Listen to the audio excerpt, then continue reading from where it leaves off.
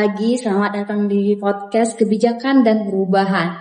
Di kesempatan kali ini, kita akan membahas bagaimana sebuah kebijakan publik tidak hanya lahir dari dalam negeri, tapi juga bisa menyebar dari suatu pemerintahan ke pemerintahan lainnya. Kita akan menyebut proses ini sebagai difusi dan inovasi kebijakan.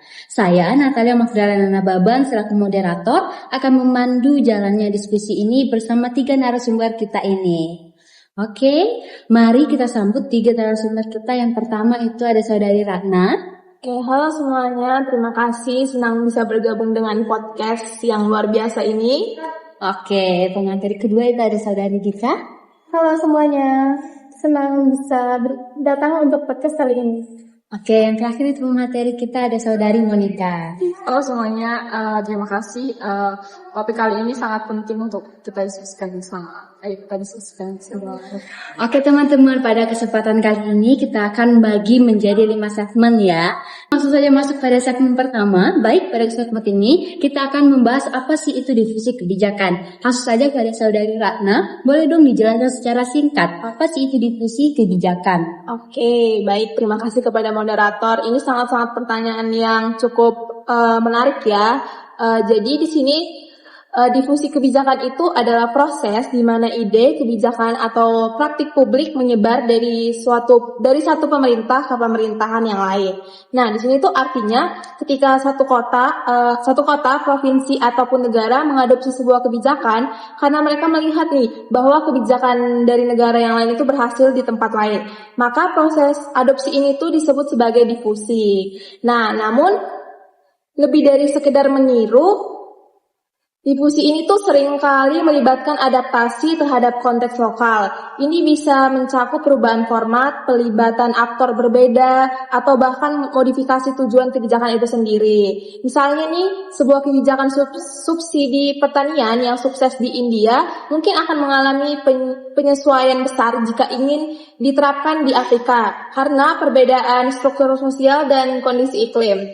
Jadi difusi juga bisa terjadi secara sukarela karena pemerintahan ingin belajar atau karena tekanan dari lembaga internasional itu sendiri. Mungkin itu saja jawaban dari saya. Saya kembalikan ke moderator. Menarik ya teman-teman. Berarti inovasi internal itu beda ya. Kita langsung masuk inovasi internal. Boleh dijelasin dong untuk Saudari Dika, apa sih itu inovasi internal? Baik, nah inovasi internal ini prosesnya biasanya dimulai dari masalah yang muncul di dalam wilayah atau lembaga itu sendiri. Misalnya, pemerintah menghadapi tantangan banjir, lalu birokrasi setempat mengembangkan sistem peringatan dini berbasis teknologi lokal. Itu merupakan inovasi internal. Sedangkan dalam difusi, seringkali sumber inspirasi berasal dari luar, tapi batasnya tidak selalu jelas. Kadang sebuah ide yang dianggap baru di suatu tempat sebenarnya sudah lama diterapkan di tempat lain dan baru masuk karena didorong oleh kerjasama antar wilayah atau karena adanya pertukaran kebijakan melalui forum atau jaringan. Jadi inovasi dan difusi bisa saling terkait dan kadang saling memperkuat. Oke, berarti sangat-sangat gimana ya bilangnya, sangat-sangat terhubung ya gitu saat antara satu sama lain. Baik, Saudari Monica bisa dibantu secara contoh nyata nih yang menggambarkan bagaimana difusi ini terjadi. Tentu banyak ya contoh dari difusi dan inovasi kebijakan. Salah satu yang paling menarik itu adalah praktek anggaran partisipatif yang pertama kali dikembangkan di Porto Alegre di Brasil pada akhir tahun 1980-an. Nah, anggaran partisipatif sendiri ini adalah sistem di mana warga itu dilibatkan langsung dalam proses perencanaan dan pengambilan keputusan anggaran publik. Nah, setelah sukses di Porto Alegre, kemudian pendekatan ini mulai menarik perhatian pemerintah kota lain di Brasil, lalu menyebar ke Amerika Latin, Eropa, bahkan Asia dan Afrika.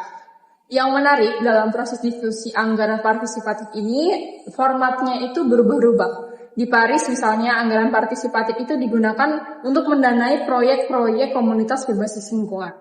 Di Seoul lebih menekankan pada transparansi digital. Terus bahkan di negara-negara otoriter seperti Rusia dan juga Tiongkok itu bentuknya tertentu dari anggaran itu ketat, ada kendali dari atas. Terus jadi difusi ini sebenarnya bukan proses copy paste. Jadi dia penuh adaptasi dan negosiasi sesuai dengan bagaimana negara tersebut. Luar biasa teman-teman, untuk materi kita ini sangat-sangat the best pada kesempatan kali ini ya. Jadi kita bisa lihat nih bahwa difusi bukan sekedar adopsi, tapi ada proses belajar teman-teman, menyesuaikan, bahkan berinovasi ulang ya. Betul sekali nih teman-teman. Dalam banyak kasus, apa yang disebut difusi itu justru menjadi pemicu inovasi lokal baru. Karena pemerintah atau aktor lokal mencoba mengintegrasikan praktik dari luar ke dalam realitas mereka sendiri yang unik. Kadang berhasil, namun kadang ada juga yang gagal. Jadi prosesnya itu sendiri sangat kaya secara kebijakan. Oke teman-teman, kita masuk pada segmen kedua. Jadi ada 4 pendekatan utama nih teman-teman yang bisa membantu kita memahami bagaimana sih ide kebijakan yang menyebar dan berubah. Baik kepada Mbak Ratna, boleh mulai untuk menjelaskan dong pendekatan pertama ini. Oke, dengan senang hati ya teman-teman, aku bakal menjelasin pendekatan yang pertama. Pendekatan pertama ini dikenal sebagai difusi kebijakan dalam arti klasik nih teman-teman. Ini adalah pendekatan awal yang banyak digunakan dalam studi-studi kebijakan di Amerika Serikat pada tahun 1960-an dan 1970-an. Nah, di pendekatan ini tuh fokus utamanya adalah pola penyebaran kebijakan antar wilayah, misalnya nih antar negara bagian di AS dan mencari tahu faktor apa yang mempengaruhi suatu wilayah mengadopsi kebijakan ini. Dalam pendekatan ini juga para peneliti sering menggunakan data kuantitatif dan analisis statistik untuk melihat korelasi antar adopsi kebijakan dengan faktor-faktor seperti kedekatan geografis, kepemimpinan politik, kondisi ekonomi, atau tekanan sosial. Contohnya nih, jika di negara bagian A mengadopsi larangan merokok di tempat umum, lalu di negara bagian B yang berbatasan langsung juga mengadopsi kebijakan serupa dalam waktu dekat, bisa jadi ada pengaruh difusi itu. Nah, yang menarik dari pendekatan ini tuh menekankan bahwa difusi itu tidak diacak, ia mengikuti pola, bisa diprediksi dan memiliki pemicu tertentu, seperti keteladanan, tekanan dari konstituen, atau bahkan efek domino. Mungkin itu penjelasan dari saya. Saya kembalikan kepada moderator. Oke, jadi semacam efek menular secara kebijakan ya Mbak? Betul sekali, persis seperti itu ya teman-teman. Tapi tentu saja pendekatan ini tuh punya keterbatasan karena terlalu fokus nih pada di mana dan kapan, bukan bagaimana dan mengapa. Dan disinilah pendekatan kedua mulai berkembang teman-teman. Oke teman-teman, baik. Boleh dong kepada Mbak Dika untuk lanjutkan nih dengan pendekatan kedua. Saya dengar itu polisi transfer ya, betul nggak Mbak? Betul, ya. Pendekatan kedua adalah policy transfer atau dalam bahasa Indonesia itu sering diterjemahkan sebagai transfer kebijakan. Berbeda dengan pendekatan difusi klasik, pendekatan ini lebih kualitatif dan fokus pada proses. Jadi bukan hanya soal adopsi, lebih menyoroti siapa yang terlibat dalam transfer kebijakan. Kemudian bagaimana prosesnya berlangsung dan sejauh mana kebijakan yang transfer mengalami perubahan. Konsep ini dipopulerkan oleh peneliti seperti Dolowitz dan Marx yang menyatakan bahwa transfer bisa bersifat sukarela, misalnya karena pemerintah ingin belajar dari negara lain, atau bersifat paksa, seperti saat lembaga donor memberi syarat tertentu pada negara penerima bantuan. Contohnya itu kita bisa lihat dalam reformasi sektor pendidikan, yang dimana di beberapa negara berkembang itu meniru sistem ujian nasional dari Inggris atau sistem kurikulum dari Singapura. Tapi dalam prosesnya, aktor lokal sering memilih mengadaptasi atau bahkan menolak sebagian elemen dari kebijakan asal. Nah, di sini agensi atau peran dari aktor lokal itu sangat penting. Oke, menarik sekali ya teman-teman. Karena ini membuat kita melihat bahwa difusi bukan semata copy paste teman-teman, tapi penuh strategi, negosiasi dan juga seleksi. Nah, betul sekali. Dan juga yang menarik itu, kadang terjadi kegagalan transfer. Misalnya kebijakan itu sukses di suatu negara, namun justru di negara lain karena tidak ada penyesuaian konteks. Jadi polisi transfer itu menekankan. Betul sekali. Dan yang juga menarik itu kadang terjadi kegagalan transfer. Misalnya kebijakan sukses di suatu negara, tapi di negara lain itu justru gagal karena tidak ada penyesuaian konteks. Kemudian, polisi transfer ini menekankan pentingnya memahami struktur, budaya, dan juga kapasitas lokal dari suatu negara itu. Oke teman-teman, kita langsung next ke pendekatan kedua ya. Ini boleh nih dijelasin oleh Mbak Monica, pendekatan terakhir ini. Jadi masih ada 2 pendekatan terakhir ya. Untuk pendekatan yang ketiga sendiri itu ada policy circulation atau sirkulasi kebijakan. Nah, pendekatan ini berkembang di lingkungan akademik Prancis dan lebih bersifat sosiologis. Nah, di sini kebijakan itu dipandang bukan sebagai entitas tetap yang tinggal di satu tempat lalu pindah ke tempat lain, tapi sebagai sesuatu yang terus bergerak, dinegosiasikan, dan dihidupi oleh para aktornya. Nah, pendekatan ini menekankan pentingnya dimensi simbolik dan kekuasaan dari suatu kebijakan. Jadi bukan hanya soal isi kebijakannya, tapi juga bagaimana sih ide itu dikomunikasikan, diperdebatkan, dan dimaknai oleh berbagai pihak, termasuk media, masyarakat sipil, dan juga aktor transnasional. Misalnya kebijakan pengentasan kemiskinan, itu bukan hanya program, tapi juga narasi politik yang bisa dipakai untuk membangun legitimasi. Jadi kebijakan sebagai produk budaya dan politik juga ya, Mbak? Ya, betul sekali. Pendekatan ini sering digunakan untuk memahami proses di mana negara-negara selatan global atau dalam konteks post-kolonial itu di mana relasi kekuasaan itu sangat kuat mempengaruhi bagaimana kebijakan itu beredar. Ia lebih bersifat etnografis dan banyak menggunakan studi kasus mendalam.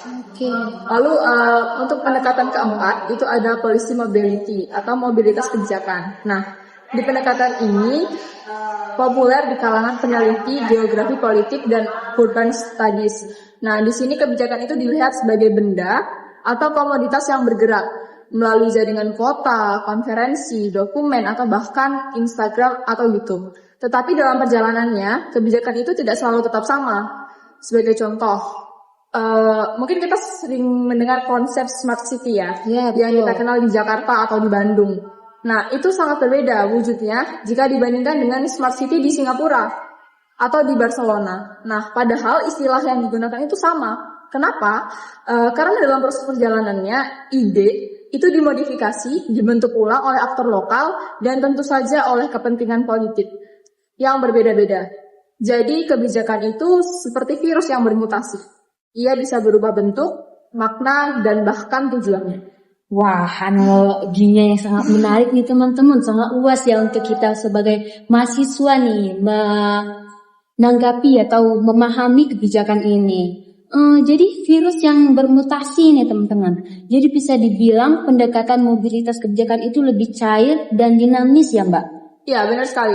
Dan ini cocok untuk mempelajari fenomena kebijakan di era global saat ini, di mana batas-batas negara itu semakin kabur. Dan ide itu bisa menyebar dengan sangat cepat melalui media sosial atau jaringan global. Tetapi sekaligus menantang kita untuk tetap melihat kebijakan itu secara kaku. Karena pada kenyataannya, satu ide itu bisa memiliki banyak wadah. Karena setiap orang tuh bisa menginterpretasikan idenya masing-masing gitu. Oke, mereka beda-beda pendapatnya Mbak ya.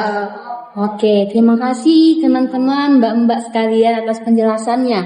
Keempat pendekatan ini sungguh membuka wawasan untuk kita semua sebagai mahasiswa ya. Kita jadi tahu bahwa difusi kebijakan bisa dipahami dari berbagai sisi, baik dari pola, aktor, proses simbolik hingga mobilitas globalnya.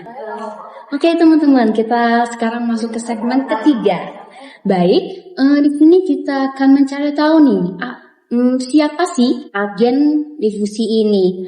Oke, kita sudah bicara tentang bagaimana kebijakan bisa menyebar dan berbagai pendekatan untuk memahaminya. Sekarang mari kita fokus pada pelaku utamanya. Siapa saja sebenarnya agen-agen yang menjadi pembawa pesan atau motor utama dalam difusi kebijakan ini? Boleh kepada Mbak Ratna nih, bisa dong tolong dijelaskan siapa saja yang biasanya terlibat dalam proses ini Mbak? Oke, ketika kita berbicara nih tentang agen difusi, yang dimaksud di sini tuh bukan hanya pemerintah pusat ataupun menteri-menterinya ya, Justru yang menariknya adalah bahwa banyak proses difusi dimulai dari aktor-aktor yang mungkin tidak langsung kita lihat nih teman-teman.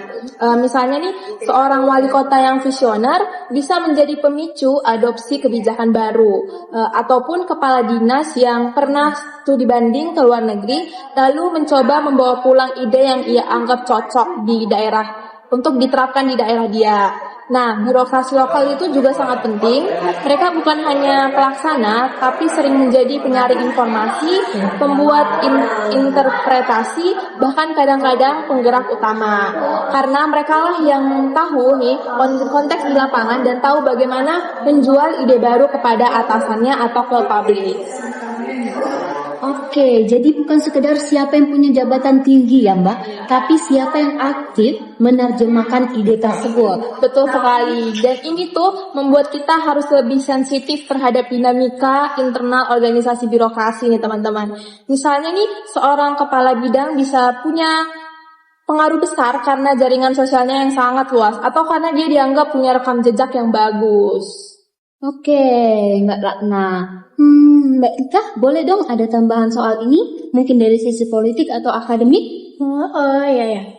Kalau kita perhatikan lebih luas, aktor politik seperti anggota dewan, gubernur, bahkan partai politik bisa menjadi agen dari difusi ini.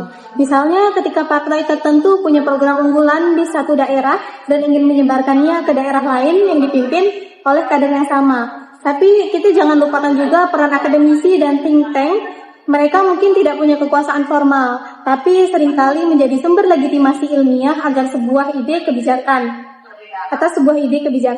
Misalnya, ketika mereka menulis policy brief, melakukan evaluasi program, atau bahkan ikut menyusun naskah akademik untuk rancangan peraturan. Dan tentu saja ada juga media massa dan juga media sosial yang membantu di era digital seperti sekarang ini. Karena viralitas itu sebuah kebijakan bisa menjadi alat difusi yang sangat kuat. Contohnya kalau ada kebijakan inovatif dari suatu kota yang ramai dibicarakan di Twitter atau di YouTube, bisa jadi kepala daerah lain ikut melirik dan mengadopsinya. Oke, teman-teman, sangat menarik ya. Berarti difusi kebijakan itu juga sangat bergantung pada komunikasi publik ya. Nah, tepat sekali. Bahkan dalam beberapa kasus, opini publik bisa mendorong adopsi kebijakan baru lebih cepat daripada proses formal di pemerintahan. Dan disinilah media menjadi jembatan penting antara eksperimen lokal dan adopsi luas. Oke, kita lanjut ke Mbak Monica nih teman-teman. Mbak, bagaimana sih dengan konteks global? Apakah agen difusi juga ada di level internasional, Mbak? Sangat banyak. Di tingkat internasional itu kita punya organisasi seperti Bank Dunia, WHO, dan UNDP. Nah, mereka itu bukan hanya memberikan dana atau bantuan teknis, tetapi juga menyediakan platform untuk pertukaran ide. Misalnya melalui laporan tahunan, konferensi, atau program pelatihan antar negara. Tapi yang menarik itu ada juga disebut dengan polisi entrepreneurs, atau dalam bahasa Indonesia bisa juga kita sebut sebagai wirausaha kebijakan. Mereka ini individu atau kelompok yang secara aktif mendorong penyebaran ide kebijakan tertentu dengan motivasi yang bisa sangat beragam. Dari ideologis, profesional, hingga ke personal. Nah, contohnya itu bisa kita lihat dalam gerakan pendidikan inklusif, perubahan iklim, atau bahkan reforma agraria. Sering kali ada tokoh-tokoh kunci bisa dari LSM, akademisi, atau pejabat publik yang menjadi wajah dari sebuah ide dan secara aktif memperjuangkan dalam berbagai platform. Oke, jadi seperti apa ya? Kebijakan gimana ya bilangnya? Iya, duta kebijakan, Mbak. Duta kebijakan. Mereka itu kadang bekerja melampaui batas negara, menghadiri konferensi internasional, menghubungkan jaringan global, dan membawa pulang ide-ide yang lalu diterjemahkan dalam konteks lokal. Jadi mereka sangat penting karena mereka punya kapasitas untuk menjembatani baik secara bahasa, budaya, maupun institusi. Oke, Mbak, saya mau nanya nih. Apakah mereka ini ya, Mbak, selalu membawa perubahan positif? Menurut saya itu tidak selalu ya, karena tergantung dari apa yang mereka bawa dan bagaimana mereka membawa ide tersebut. Ada policy entrepreneur yang membawa inovasi progresif, tetapi ada yang sekedar membawa model yang tidak sesuai konteks. Oke. Jadi atau bahkan dipakai sebagai alat legitimasi kebijakan yang kontroversial. Yang jelas, keberadaan mereka itu menunjukkan bahwa difusi kebijakan itu bukan semata proses teknokratis. Ini kata Fatimah kok Yang jelas teknokratis. Yang jelas, keberadaan mereka itu menunjukkan bahwa difusi kebijakan itu bukan semata proses teknokratis. Ia juga sangat politis, personal, dan sering kali bergantung pada relasi kekuasaan, baik secara domestik maupun global. Luar biasa teman-teman, boleh dong apresiasinya. Jadi jelas ya bahwa aktor difusi itu sangat beragam, dari pejabat publik, akademis, media, hingga tokoh-tokoh global nih teman-teman. Dan semua itu terhubung dalam sebuah jaringan yang kompleks ya Mbak. Oke, terima kasih untuk penjelasannya yang sangat lengkap. Kita sekarang semakin paham nih teman-teman bahwa menyebarkan kebijakan itu tidak bisa dilepas dari siapa yang membawanya, bagaimana cara mereka bekerja, dan apa sih kepentingan dari balik kebijakan tersebut. Iya. Oke teman-teman, kita langsung masuk saja sisa 2 segmen nih ya. Iya. Kita langsung masuk ke segmen keempat. Bagaimana sih proses difusi ini terjadi? Oke, kita sudah membahas nih siapa saja agen-agen yang memainkan peran penting dalam proses difusi kebijakan ini. Sekarang kita masuk ke pertanyaan yang tidak kalah penting. Bagaimana sih sebenarnya kebijakan bisa menyebar dari satu ke tempat yang lain? Apa mekanisme utamanya gitu? Oke, baik. Mbak Ratna, bisa dong mulai menjelaskan 4 mekanisme utama dalam kebijakan difusi ini. Oke, dalam literatur kebijakan ini tuh ada 4 mekanisme nih yang sering disebut. Ada pembelajaran atau learning, ada kompetisi atau competition, ada paksaan atau congregation, dan sosialisasi.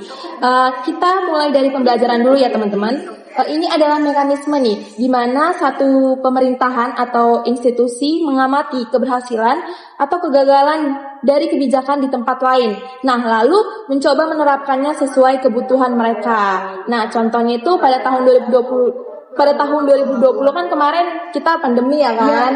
Nah, saat pandemi COVID-19 ini banyak negara belajar dari Korea Selatan nih soal pelacakan kontak digital. Mereka tidak semata-mata menyalin, tapi mengambil prinsip dan menyesuaikannya dengan sistem mereka masing-masing. Oke Mbak, berarti pembelajaran ini cukup adaptif. Gimana ya bilangnya? Iya, adaptif ya Mbak? Ya, betul sekali. Ini bukan sekedar menyalin ya teman-teman, tapi lebih ke mengambil pelajaran. Dalam proses ini tuh seringkali dibutuhkan analisis mendalam dan dialog antar pihak untuk memahami konteks asli kebijakan tersebut. Dan bagaimana penerapannya bisa cocok atau perlukah dimodifikasi pada negara yang akan diterapkan. Oke Mbak, terima kasih atas penjelasannya. Kita lanjut. Bagaimana sih Mbak Dika dengan mekanisme kompetisi ini Mbak? Boleh dong dijelaskan terkait mekanisme kompetisi ini? Baik. Nah, kompetisi ini muncul ketika suatu daerah atau negara ingin bersaing dalam reputasi, investasi, atau peringkat internasional. Misalnya, banyak kota besar bersaing menjadi smart city terbaik. Mereka adopsi berbagai kebijakan berbasis teknologi, bukan hanya karena manfaat praktisnya, tapi juga karena ini diakui sebagai pusat inovasi. Kemudian kita juga lihat dalam hal kebijakan ekonomi. Negara bisa saling bersaing untuk menawarkan insentif pajak yang terbaik demi menarik perusahaan multinasional. Dalam konteks ini, difusi kebijakan terjadi karena tekanan kompetitif. Jika tidak mengikuti, maka suatu negara itu bisa tertinggal. Oke, Mbak, apakah ada resikonya ya kalau suatu negara itu tertinggal nih Mbak? Nah, tentu ada resiko ya. Kompetisi bisa menghasilkan race to the bottom, di mana pemerintah mengadopsi kebijakan tanpa pertimbangan dampak jangka panjang, hanya karena takut salah saing. Misalnya memberikan relaksasi lingkungan atau pemotongan pajak ekstrim. Oke, kita langsung move nih ke Mbak Monica. Sekarang kita ke 2 mekanisme berikutnya, paksaan dan sosial. Boleh dong Mbak dijelaskan nih? Oke, yang ketiga itu ada paksaan. Paksaan itu mekanisme yang terjadi ketika satu aktor yang lebih kuat itu memaksa pihak lain untuk mengadopsi kebijakan tertentu. Contohnya IMF atau Bank Dunia kadang memberikan pinjaman dengan syarat negara penerima itu harus melakukan reformasi kebijakan seperti deregulasi ekonomi atau liberalisasi pasar. Nah, bentuk paksaan ini bisa halus ya, seperti persyaratan teknis atau bisa juga eksplisit dalam dokumen perjanjian. Meskipun terdengar negatif, paksaan itu kadang menjadi satu-satunya cara untuk mendorong reformasi di negara yang sistemnya tertutup atau stagnan. Oke, jadi Mbak, menurut sudut pandang Mbak ini tidak selalu buruk ya Mbak? Iya, tidak selalu buruk, akan tetapi juga tetap harus hati-hati seperti itu. Jika terlalu top down dan tidak mempertimbangkan konteks lokal, hasilnya akan kontraproduktif. Banyak negara yang setelah bantuan selesai kembali ke kebijakan yang sebelumnya karena mereka merasa kebijakan import yang mereka terapkan yang baru itu tidak berakar. Nah, selanjutnya itu ada mekanisme yang keempat, sosialisasi. Nah, ini mekanisme yang lebih halus dan jangka panjang karena di sini aktor pemerintah itu secara perlahan menginternalisasi nilai-nilai atau norma internasional. Biasanya melalui pertemuan rutin, pelatihan bersama, atau kerjasama teknis. Nah, contohnya itu kita lihat dalam isu perubahan iklim.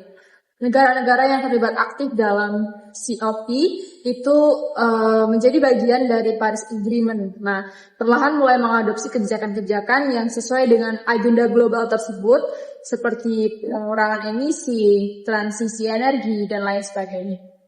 Oke, berarti ini lebih ke pembentukan kesadaran dan nilai ya Mbak? Ya, tepat sekali. Sosialisasi ini mengandalkan perubahan norma. Misalnya, jika negara tetangga sudah semua punya kebijakan anti plastik, pemerintah lokal bisa merasa perlu mengikuti agar tidak dianggap tertinggal secara etika lingkungan. Dan penting juga disadari bahwa mekanisme ini tidak bekerja sendiri-sendiri. Dalam kenyataannya, satu kebijakan itu bisa terdorong oleh pembelajaran, dibingkai dalam kompetisi, didorong oleh donor, dan akhirnya dinormalisasi lewat forum global. Jadi semua mekanisme ini bisa saling tumpang tindih dan bersifat dinamis ya teman-teman? Nah, betul sekali. Justru kombinasi mekanisme inilah yang membuat proses difusi itu sangat kompleks dan tidak bisa dilihat secara linear. Seringkali nih ya, prosesnya itu juga sangat tidak terlihat di permukaan karena berlangsung di ruang-ruang informal, jejaring dan relasi antar personal. Nah, disinilah itu pentingnya transparansi dan juga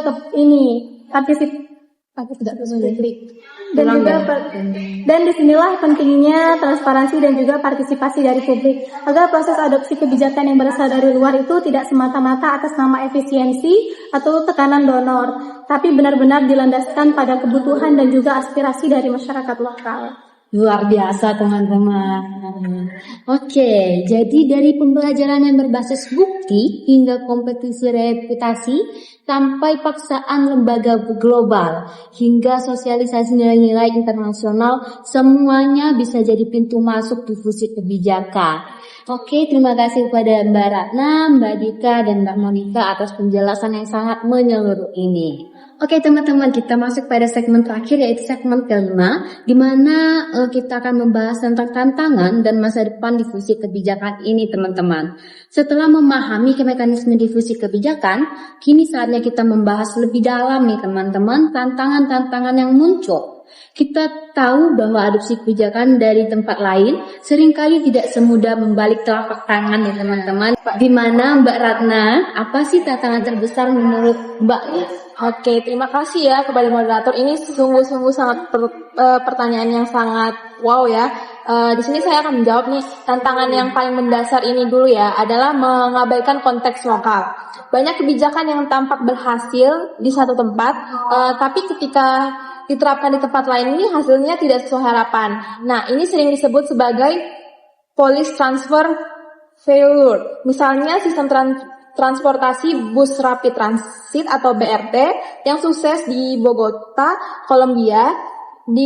di Kolombia. Nah, ketika diterapkan di kota-kota lain, tidak semua berhasil nih, karena tidak memperhitungkan kondisi sosial, infrastruktur, atau bahkan nih perilaku penggunaan jalan di negara itu. Jadi bisa gagal ya meskipun modalnya sama nih Mbak. Bisa, karena kebijakan bukan sekedar resep ya teman-teman, tetapi lebih seperti masakan yang butuh bahan, alat, dan teknik sesuai dengan dapurnya masing-masing. Jadi kalau kita menyalin tanpa pemahaman mendalam, itu sama saja beresiko menimbulkan masalah baru. Oke, kita bergerak pada Mbak Ika. Boleh dong kasih tantangan lain nih selain dari Mbak Ratnata. Nah, untuk kali ini saya ingin angkat soal kapasitas birokrasi dan politik ya. Kita sering bicara seolah-olah semua institusi punya kapasitas yang sama dalam mengadopsi dan juga menyesuaikan kebijakan. Padahal itu tidak semua pemerintah daerah atau nasional punya sumber daya manusia, anggaran atau juga sistem birokrasi yang mumpuni. Akhirnya yang terjadi yaitu adopsi simbolik. Kebijakan ditiru hanya untuk kepentingan pencitraan, bukan benar-benar diimplementasikan. Nah, contohnya itu kita bisa lihat ya pada kebijakan Smart City. Banyak yang daerah yang mengklaim sebagai kota pintar, tetapi implementasinya itu sebagai aplikasi pelaporan warga. Tidak ada sistem data yang terintegrasi atau pemanfaatan data untuk perencanaan kota yang lebih cerdas. Oke, jadi adopsi ini bisa setengah jalan ya Mbak? Iya, bisa. Dan lebih parahnya itu ketika kebijakan itu gagal, kemudian yang disalahkan itu bukan desain atau proses diskusinya, tetapi aktor lokal. Padahal juga kan bisa jadi masalahnya karena terlalu cepat mengadopsi tanpa kesiapan. Oke, kita mau ke Mbak Monica. Mbak Monica enggak tantangan dari sisi global? Kalau Mbak mempunyai sudut pandang tersebut bisa dong tolong dijelaskan kepada kami dan teman-teman. Oke, di tingkat global itu salah satu tantangan terbesar itu adalah fragmentasi epistemik atau keterpisahan komunitas ilmu. Peneliti kebijakan dari Eropa, Asia, Amerika Latin, atau Afrika itu sering menggunakan terminologi, pendekatan, dan kerangka teori yang berbeda-beda. Akibatnya, alih-alih saling belajar, kita malah berbicara dalam bahasa yang tidak saling nyambung gitu. Apakah ini juga berdampak ke praktik lapangan ya Mbak? Sangat berdampak ke praktik di lapangan. Karena kebijakan global itu sering didominasi oleh cara pandang tertentu, misalnya neoliberalisme atau manajemen yang berbasis hasil, yang belum tentu cocok untuk konteks negara berkembang. Kita butuh lebih banyak ruang epistemik yang setara, di mana praktik lokal itu juga diakui sebagai sumber inovasi, bukan hanya sebagai objek dari adopsi. Ya betul, saya setuju banget nih dengan Mbak Monica. Bahkan dalam literatur akademik ya teman-teman, seringkali inovasi dari negara selatan dianggap kurang kredibel. Meskipun terbukti berhasil nih, ini bisa menghambat difusi dari selatan ke utara. Padahal semestinya arah difusi itu dari dua arah, bukan hanya satu arah dari negara maju ke berkembang saja. Nah, saya juga menambahi ya, kita juga jangan lupa dengan tantangan lain seperti kepercayaan antar aktor. Dalam banyak kasus, kebijakan tidak hanya menyebar bukan karena tidak relevan, tetapi karena tidak ada saluran komunikasi yang terpercaya. Pemerintah daerah juga sering curiga terhadap inisiatif dari pusat atau juga sebaliknya. Bahkan antara negara ada banyak sensitivitas politik yang menghambat pertukaran dari kebijakan tersebut. Oke, sama-sama menarik ya teman-teman pada kesempatan diskusi kita pada 3 pemateri kita yang cantik dan luar biasa ini teman-teman. Sekarang mari kita akhiri teman-teman dengan sedikit refleksi tentang masa depan. Apa yang harus kita perkuat agar difusi kebijakan di masa depan bisa lebih inklusif dan efektif nih teman-teman. Oke, dari saya sendiri itu saya kira masa depan difusi kebijakan perlu nih memperkuat kapasitas adaptasi lokal. Jadi bukan hanya sekedar belajar nih teman-teman dari luar, tapi juga bagaimana menerjemahkannya dengan tepat. Disinilah peran lembaga riset lokal seperti universitas dan think tank yang sangat penting sebagai jembatan pengetahuan. Nah, saya juga ingin melihat lebih banyak komunitas kebijakan lintas negara ya, yang berbasis kesetaraan. Misalnya kerjasama kota ke kota atau city diplomacy atau jaringan antar provinsi. Nah, ini juga bisa jadi ruang pertukaran yang lebih organik daripada hanya mengandalkan lembaga global besar. Nah, dan saya harap juga akan tumbuh lebih banyak arsitek kebijakan internasional, kebijakan transnasional ya. orang-orang yang bukan hanya membawa ide, tetapi juga bisa menjembatani konteks, nilai, dan kepentingan dari kebijakan itu sendiri. Nah, dunia itu kan semakin terhubung ya. Betul. Dan kita butuh lebih banyak penjelajah yang bisa bernavigasi kompleksitas global ini tanpa kehilangan akar lokal. Oke, luar biasa teman-teman. Jadi masa depan diskusi kebijakan bukan hanya soal bagaimana kebijakan menyebar, tapi juga soal bagaimana kita memastikan penyebarannya adil, kontekstual, dan tidak merusak ekosistem lokal, teman-teman. Terima kasih kepada Mbak Ratna, Mbak Dika, dan juga Mbak Monica untuk refleksi yang sangat dalam ini. Oke, terima kasih teman-teman yang telah mendengarkan episode kali ini bersama 3 pemateri kita yang sangat luar biasa ini. Semoga diskusi kita bisa membuka wawasan bagi teman-teman juga kami semua tentang pentingnya memahami tidak hanya isi kebijakan, tapi juga proses dan politik di balik perjalanannya. Oke, sampai jumpa di episode podcast kebijakan dan perubahan berikutnya. Terima kasih Mbak Ratna. Sama-sama. Terima kasih Mbak Nasa. Bye-bye guys. One is the loneliest number that you'll ever do. Two can be as bad as one. It's the loneliest number since the number one.